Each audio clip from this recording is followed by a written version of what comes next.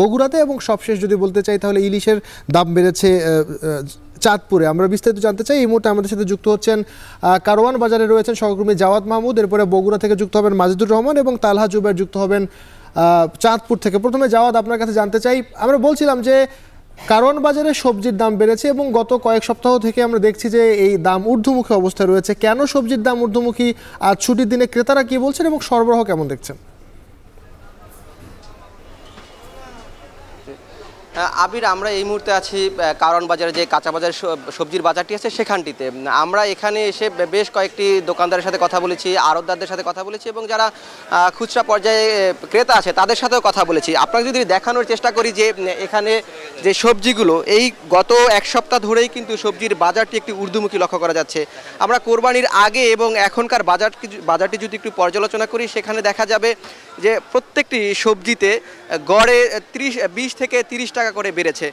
আপনার কাঁচা মরিচ কিছুদিন আগেও কিন্তু 300 টাকার করে বিক্রি হচ্ছিল, কিন্তু সেটি কিছুটা কমে আজকে 200 থেকে মানভেদে 250 টাকা করে বিক্রি হচ্ছে। এছাড়া টমেটোর বাজার যদি একটু বলি, সেটা টমেটো কিন্তু 100 টাকা করে বিক্রি হচ্ছে। এবং আজকে আমাকে একজন দোকানি বললেন যে ইন্ডিয়া থেকে আজকে নতুন টমেটো এসেছে, সেটিকে কিন্তু 200 টাকার উপরে বিক্রি হচ্ছে। কচুর মুখী 80 টাকা করে বিক্রি হচ্ছে। একটু কমের মধ্যে যদি বলি যে এই সময় সবচেয়ে কম পাওয়া যাচ্ছে পটল এবং ঢেঁড়স, যেটির কেজি 40 থেকে 50 টাকা। এই যে নিত্য পণ্যের বাজার, কাঁচা সবজির বাজার যে ঊর্ধ্বমুখী, সেই বিষয়ে আমরা যখন আড়তদারদের সাথে কথা বললাম এবং যারা কাঁচা মাল বিক্রেতা আছে তাদের সাথে কথা বললাম, তারা বলছেন যে যেহেতু কিছুদিন আগে বেশ কয়েকটি অঞ্চলে বন্যা পরিস্থিতি তৈরি হয়েছে, সেটি একটি বিষয় ছিল এবং সড়কের একটি তাদের ব্যয়টি বেড়ে গিয়েছে, সেটা একটি কারণ যেমন দেখিয়েছেন তারা। আরেকটি বলছেন যে চাঁদাবাজি বেড়ে যাওয়ার ফলে তাদের এই সড়ক পরিবহনের ভাড়া বেড়ে যাওয়ায় তারা বাধ্য হয়ে সেটি বাড়ছে। এবং ক্রেতাদের সাথে যেটি কথা বলছি, যে ক্রেতারা বলছে যে একটি সিন্ডিকেটের কারণে আসলে এই দামগুলো প্রতিনিয়ত বেড়ে যাচ্ছে, যে হাত বদল হলে তারা যখন পাইকারি একটি দামে কিনছেন এবং সেটি 15 থেকে 20 টাকা খুচরা যখন এলাকায় গিয়ে কিনছেন, সেটি বেড়ে যাচ্ছে। একটি তৃতীয় শ্রেণীর কারণেই কিন্তু এই দামটি বেড়ে যাচ্ছে। নাইম, এই ছিল আমার কাছে সর্বশেষ কারওয়ান বাজার থেকে সবজির বাজারের পরিস্থিতি। আমরা ঢাকা থেকে এবারে বগুড়ায় যাচ্ছি, সেখানে রয়েছেন সহকর্মী মাজিদুর রহমান। মাজিদ, বগুড়ায় ডিমের দাম বাড়তির আসলে মূল কারণ কি এবং এই যে দাম নিয়ন্ত্রণে প্রশাসন কোনো ভূমিকা রাখছে কিনা বা তারা কোনো কার্যক্রম পরিচালনা করেছে কিনা বলবেন? হ্যাঁ আবির, অনেক ক্রেতারই একটি আশা ছিল যে কুরবানি ঈদের পরপরই কিন্তু ডিমের দামটা অনেকটা কমিয়ে আসবে এবং তারা সহজেই ডিম কিনতে পারবে, কিন্তু সে আশাটি কিন্তু পূরণ হয়নি। আজকে যে ডিমের বাজার, সেটি হলো প্রতিটি ডিম এখানে বিক্রি হচ্ছে 13 টাকা করে, অর্থাৎ 52 টাকা হালি দরে ডিম বিক্রি হচ্ছে। আর যদি এখানে যারা ডিম উৎপাদক পর্যায়ে প্রতিটি ডিম 11 টাকা 20 পয়সা করে কিনছে এবং যারা ডিলার তারা কিনছে 12 টাকা করে এখানে ডিলার থেকে কিনছেন।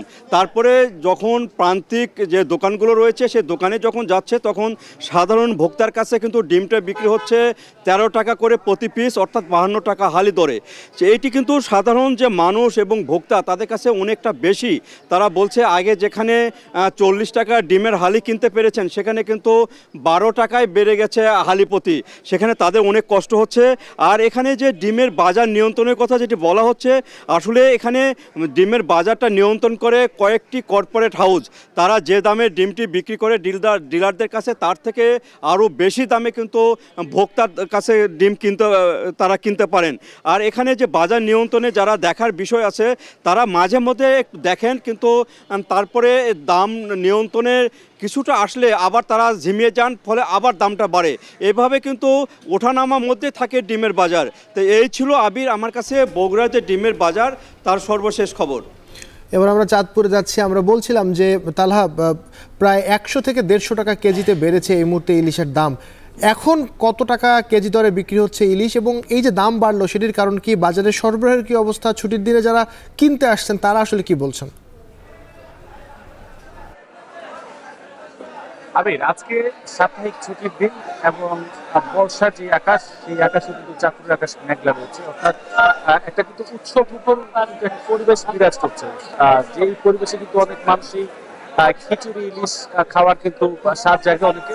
তো আমি সকাল থেকে দেখতে পেয়েছি যে দেশের অন্যতম বড় ইলিশের যে পাইকারি বাজার, বড় স্টেশন মাঝঘাটে কিন্তু অনেক ক্রেতাই এসেছে বিশেষ করে চাঁদপুরের আশপাশে যে জেলা রয়েছে কুমিল্লা, ঢাকা সহ অনেক অনেক জায়গা থেকে কিন্তু মানুষ যে প্রত্যাশিত মানুষের আকাঙ্ক্ষিত যে ইলিশ তা কিন্তু কিনতে এসেছে। কিন্তু গেল সপ্তাহের তুলনায় ইলিশের সরবরাহ কম থাকায় কিন্তু কেজিতে অন্তত 100 থেকে 150 টাকা কিন্তু বেশি দরে বিক্রি করা হচ্ছে ইলিশ।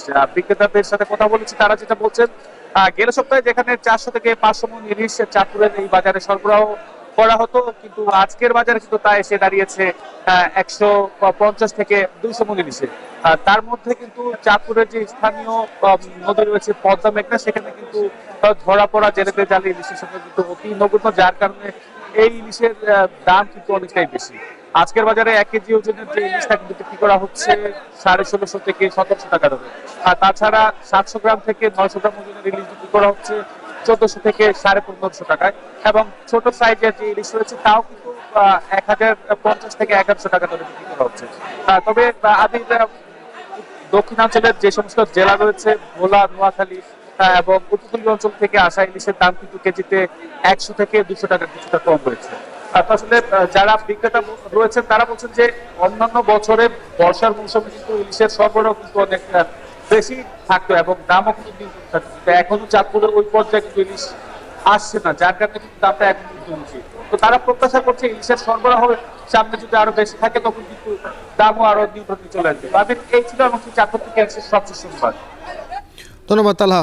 আমরা এতক্ষণ জানছিলাম ছুটির দিনের বাজার পরিস্থিতির খবর এবং আমাদের সাথে যুক্ত হয়েছিলেন ঢাকা এবং ঢাকার বাইরের সহকর্মীরা।